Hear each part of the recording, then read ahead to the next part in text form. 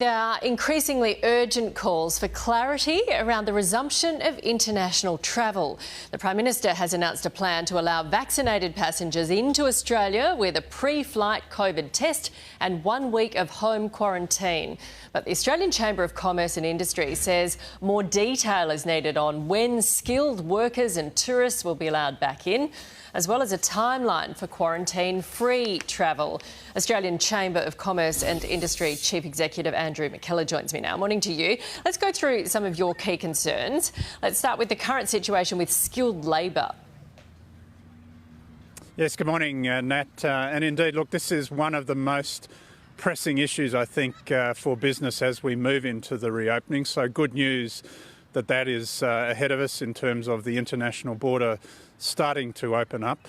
But at the moment, the pressure for skills around industry in Australia, it's at almost record levels. Certainly the most severe skill shortages in 20 years. So that's right across a range of industries and a range of professions. Not only that, we need to get international students back, an important issue for our education sector, and tourism. We need to plan for when tourists will be able to start coming back in. The tourist industry, of course, has been absolutely flattened in the pandemic. And that's a key source of revenue. Yeah, so they're three big issues really, aren't they? Talk us through quarantine and the issues surrounding that.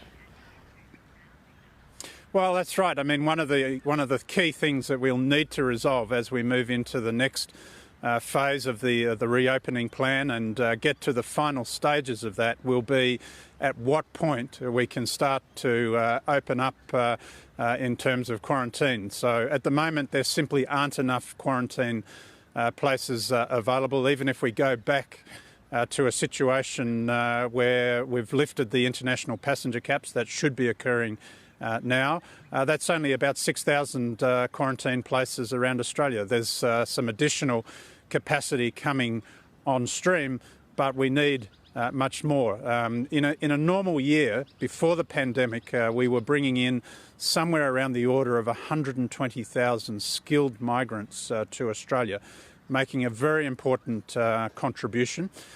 We need to get back to at least those levels. And to be honest, to cover some of these skill shortages, we need to probably raise that to 150,000 or 200,000 in the next few years. That's the only way we're going to maximise the pace of the economic recovery, support jobs, support investment, get businesses back on track and lift living standards. Yep, the holes are starting to show, aren't they? Andrew, thank you very much.